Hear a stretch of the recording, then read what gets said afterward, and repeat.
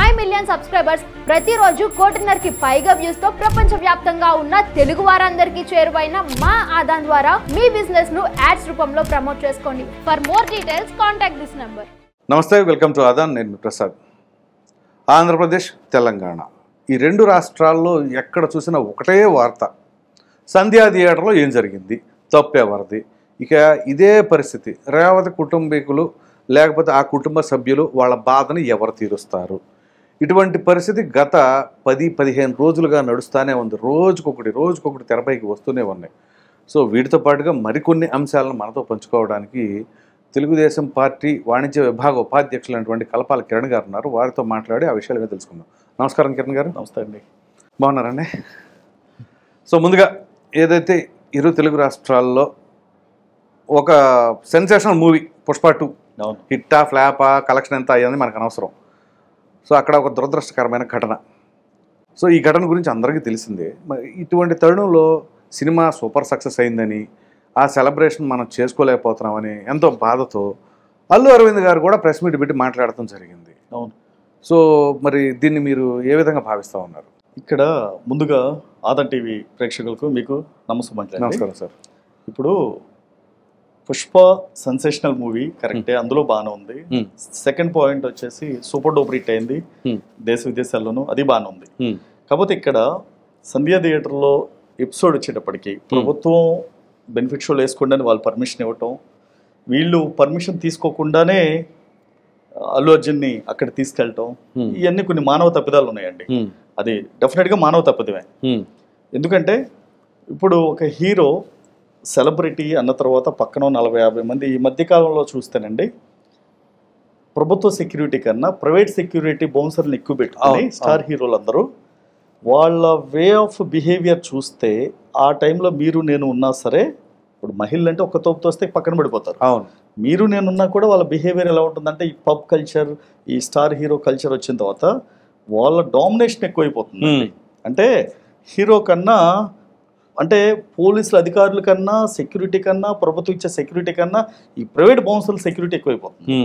ఇప్పుడు ఏమవుతుందంటే జనరల్గా ఆ రోజు చూస్తే ఆ 40-50 మంది బౌన్సర్లు అత్యుత్సాహం ఏదైతే ఉందో వాళ్ళు వస్తుంటే మామూలుగా అయితే పర్లేదండి, వాళ్ళు ఇస్సిరిస్సిరి జనాలు తోసేటప్పటికి ఆటోమేటిక్గా ఏమవుతుందంటే పబ్లిక్లో స్పందన కూడా అంతే స్పీడ్గా ఉంటుందండి. ఆ రోజున రేవంత్ రెడ్డి గారు నిన్న ప్రెస్ మీట్లో చెప్పినట్టు, ఈయన ముందు అసెంబ్లీలో చెప్పినట్టు ఆయన మెట్రో స్టేషన్ నుండే ప్రజలకు అభివాదం చేస్తూ వచ్చేటప్పటికి ఏమైందంటే మీకు జనాల్లో ఇప్పుడు minimum D grade, C grade celebrity వస్తేనే పబ్లిక్ ఊరికే గ్యాదర్ అయిపోతారు షాపింగ్ మాల్లో కానీ ఎక్కడన్నా. అలాంటిది పుష్ప అనేది మాస్ మూవీ, వాళ్ళే చెప్పారు ఇదో మాస్ జాతర అని. అలాంటిది అక్కడ నుండి వచ్చేప్పటికి జనం ఏమైందంటే పక్కనున్న 8 థియేటర్లు, పబ్లిక్, కామన్ వీళ్ళంతా కలిపి ఈ సంధ్యా థియేటర్ వాళ్ళు ఓన్లీ బెనిఫిట్ షోస్ ఉన్న వాళ్ళకి మాత్రమే ఎంట్రీ ఇచ్చి ఓకే అవుటర్స్ గేట్ వరకే వదిలేస్తే టికెట్ చూసి లోపల పంపిస్తే ఈ ఘటన జరిగేది కాదు. సో సంధ్యా థియేటర్ వాళ్ళది ప్రాబ్లం అది. సో తర్వాత సినిమా సూపర్ డూపర్ హిట్ అయింది, నా కొడుకు ఎంజాయ్ చేయలేకపోతున్నాడు అని అల్లు అరవింద్ గారు ఒక ప్రెస్ మీట్ లో అన్నారు. ఏది లోపల కూర్చుంటున్నాడు, గార్డెన్ లో కూర్చుంటున్నాడు, ఏంట్రా అసలు పరిస్థితి ఏంట్రా అంటున్నాడు. అరవింద్ గారు నేను స్ట్రైట్ గా ఒక్కటే క్వశ్చన్ అడుగుతున్నా, అక్కడ రేవతి చనిపోయిన తర్వాత రేవతి భర్త పరిస్థితి ఏంటి? ఓకే, కొడుకు చావు బతుకుల్లో ఉన్నాడు, అతని పరిస్థితి ఏంటి? రేపొద్దున రేవతి తల్లిదండ్రుల పరిస్థితి ఏంటి? ఇంకొక బిడ్డ ఉన్నాడు, ఇంకొక బిడ్డ సంథింగ్ పాప బాబు ఉన్నాడు, పాప ఉంది. ఓకే, మరి తల్లిని పోగొట్టుకున్న ఆ పాప పరిస్థితి ఏంటి? ఏం కనిపించట్లేదా? ఇప్పుడు సినిమాని ఎంజాయ్ చేశారు, సక్సెస్ ని ఎంజాయ్ చేస్తున్నారు, బాగానే ఉంది. ఒకరోజు జైలుకి వెళ్ళి వస్తేనే ఇప్పుడు క్యూ కట్టారు వరుసగా. నిజంగా ఏం సాధించాడు జైలుకి వెళ్తే? ఇప్పుడు యోధులు స్వతంత్ర ఉద్యమ సమయంలో కానివ్వండి, లేదంటే తెలంగాణ ఉద్యమ సమయంలో కానివ్వండి, వేలాది మంది జైలుకి వెళ్ళారు, వచ్చారు, అందులో ఏం లేదు. కరెక్ట్. అంటే ఇక్కడ వీళ్ళ ధోరణి, రెచ్చగొట్టే వ్యాఖ్యల వలన ఈ సమస్య అత్యంత కీలకమైన జటిలంగా మారుతుంది, ఇంకా క్లిష్టతరంగా మారుతుంది. ఎందుకంటే ఎప్పుడైనా సరే ఇప్పుడు మనం రోడ్డు మీద హైవే మీద వెళ్ళినప్పుడు ఒక కారుని మనం హిట్ చేసినా లేదా మనల్ని ఎవరైనా హిట్ చేసినా తగిలినా వెంటనే కారు ఆపి సమస్యని వెంటనే క్లోజ్ చేస్తే 2 నిమిషాల పని. అవును, నువ్వెంత అంటే అక్కడ ఇష్యూ పరిష్కారం అవుతుంది, ఇద్దరు చెరుకు కేసు పెడతారు, తర్వాత ఇద్దరికి కేసులు అవుతాయి, ఎఫ్ఐఆర్లు అవుతాయి, కోర్టుల చుట్టూ తిరగాలి. ఓకే, ఇక్కడ ఆయన మాట్లాడిన భాష అంటే కొడుకు ఎంజాయ్ సక్సెస్ అంటే ఇప్పుడు కామన్ మ్యాన్కి ఎలా ఉంటుందండి? నువ్వు సినిమా తీస్తే 150 రూపాయల టికెట్ని 200 చేస్తారు, 200 టికెట్ని 600 చేసి బెనిఫిట్ షోలకి ప్రభుత్వం అనుమతి ఇచ్చింది 1000 రూపాయలకి. అంటే నీకు సినిమా సక్సెస్ కావాలి, నీ కొడుకు ఎంజాయ్మెంట్ కావాలి, ఇవన్నీ కావాలి. కానీ అంటే అక్కడ ప్రాణ నష్టం జరిగిన కుటుంబాన్ని ఏ విధంగా బాధితుల బాధ అవసరంలా, అంటే తొక్కి చచ్చినా పర్లా. ఇప్పుడు నిన్న పోలీసులు గత వారం రోజుల నుండి ఒక సీఎం గాని, ప్రభుత్వ యంత్రాంగం గాని, పోలీసు వ్యవస్థ గాని దీని మీద ఎందుకండి ఇంకా ఏ సమస్యలు లేవా? అంటే వీళ్ళు సమస్యను పరిష్కరిద్దామని ఉన్నారా, పరిష్కరించుకోవాలనుకుంటున్నారా ఏంటో అర్థం కావట్లా. ఇప్పుడు I'm not against Allu Arjun cinema industry, ఎవరికి కాదండి. ఇక్కడ సమస్య ఆస్తి నష్టం జరిగితే పర్లేదండి, ఇన్సూరెన్స్ వస్తుంది తెచ్చుకుంటాం, లేదా డబ్బు పోతే సంపాదించుకుంటాం. ఇక్కడ ప్రాణ నష్టం జరిగింది, హూ ఇస్ రెస్పాన్సిబుల్? సినిమా ప్రొడ్యూసరా, హీరోనా, డైరెక్టరా, సంధ్య థియేటరా, లేదా అల్లు అరవింద్ గారా? ఇప్పుడు జరిగినప్పుడు నష్టం జరిగింది, దాన్ని సమస్యని తక్కువలో పోయేటట్టు చూస్తే వెంటనే ఇష్యూ క్లోజ్ అయిపోద్ది. ఇప్పుడు పక్కన అల్లు అరవింద్ గారు ప్రెస్ మీట్ పెట్టి ఇలా అంటాడు, okay, Allu Arjun press meet పెట్టి నా క్యారెక్టర్ని అసోసియేషన్ చేస్తున్నారని పేరు సంబోధించకుండా డైరెక్టే సీఎంని. ఇప్పుడు ఎలా ఉంటుంది అది? ఇప్పుడు కొంతమంది సోషల్ మీడియాలో ఏమంటున్నారు, అల్లు అర్జున్ సీఎం పేరు ప్రస్తావించలేదు కాబట్టి దాని టార్గెట్. ఇదంతా న్యూస్ నాన్ సెన్స్ అండి. ఇదేంటంటే సోషల్ మీడియాలో ఫాల్స్. అసలు రేవంత్ రెడ్డి పిచ్చుకు మీద బ్రహ్మాస్త్రం వేయాల్సిన అవసరం పట్టించుకోరు కూడా. ఆయన ఒక పొలిటికల్ స్టార్, అది ఏ పార్టీలో ఉన్న డౌట్ పెట్టండి, డౌట్ లేదు. ఒకటి సినిమా స్టార్స్ అంటారా? ఎస్, సినిమా స్టార్స్ కూడా స్టార్సే. ఎవరు?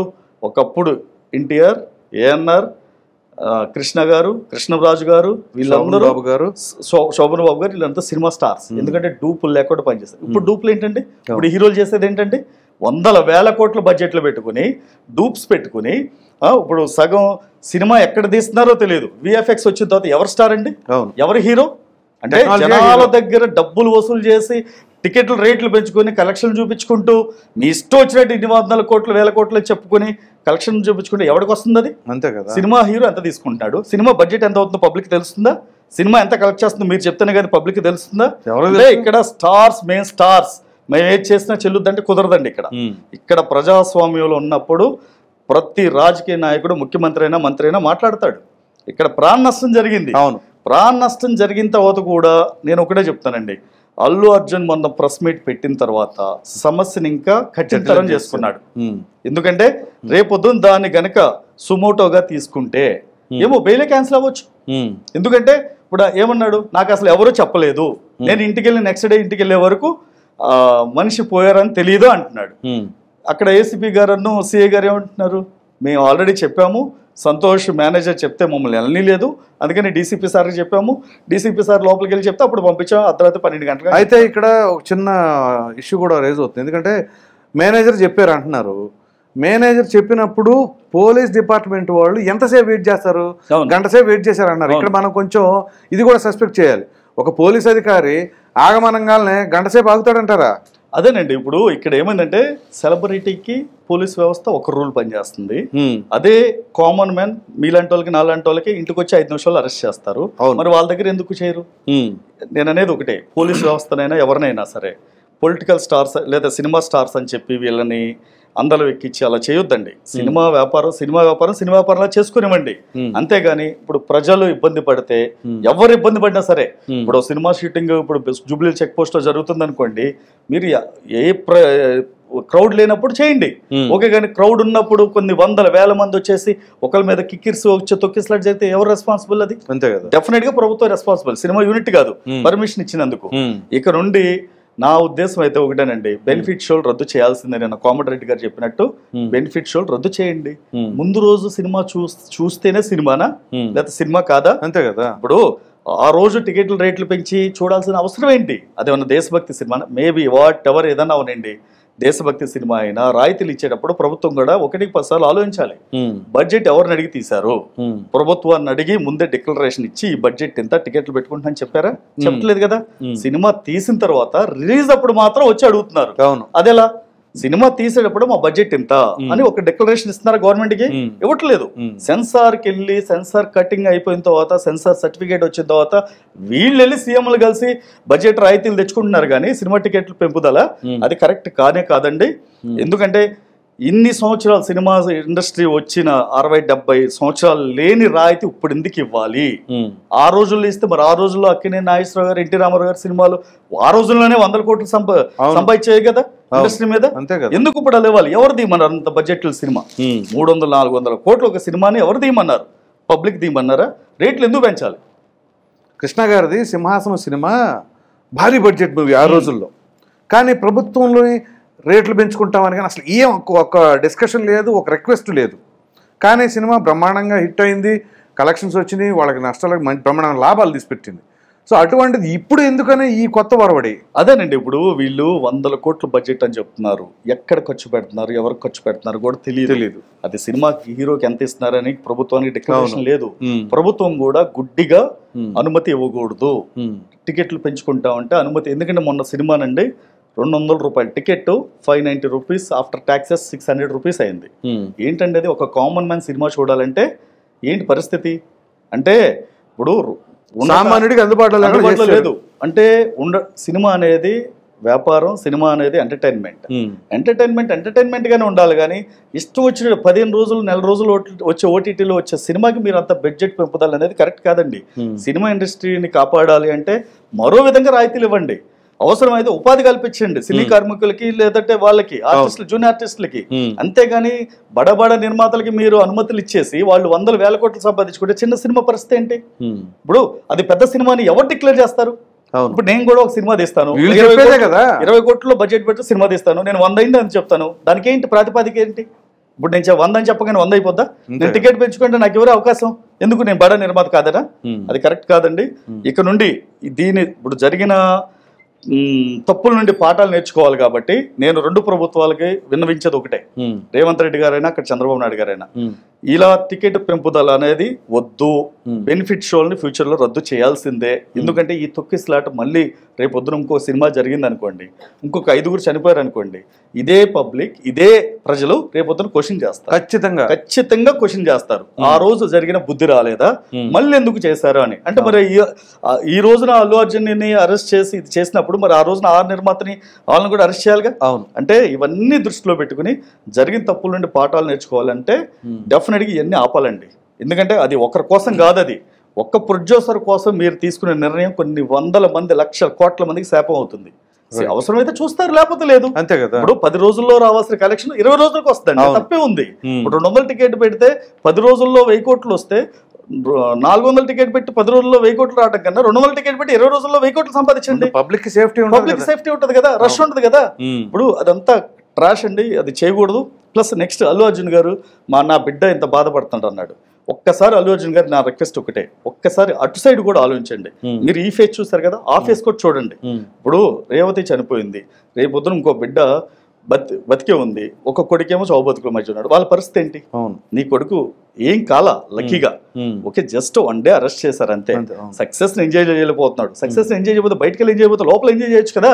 ఇప్పుడు మీకు ట్రేడ్ రిపోర్ట్స్ వస్తున్నాయి కదా, నార్త్ ఇండియాలో ఎంత, సౌత్ ఇండియాలో ఎంత, వరల్డ్ వైడ్ ఎంత, లేకపోతే అమెరికాలో ఎంత, యుఎస్ ఎంత కలెక్షన్ తెలుస్తుంది కదా. ఇంకేంటి మీకు కావాల్సింది?